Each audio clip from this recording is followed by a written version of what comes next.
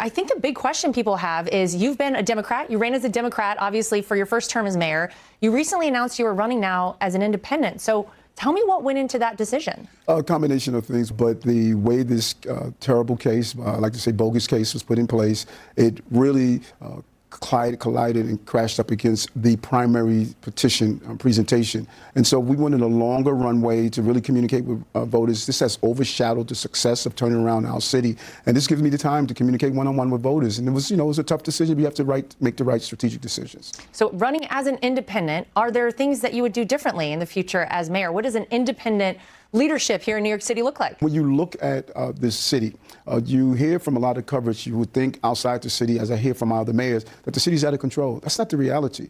You saw 5 straight quarters of decreasing crime. This quarter, we saw the lowest number of shooters in the recorded history of the city, second lowest number of homicides. We have 4.6 million people on our subway system, an average of 5.5 felonies a day on our subway system at 4.6 million. More jobs in the city's history, more small businesses operating, housing. You're seeing a city that made an amazing recovery in spite of 240-something thousand migrants and asylum seekers that came into the city that we had to spend $7.5 billion on to follow the federal laws and the city laws. And so I need to continue doing what I have done, and that is what I'm focused on doing.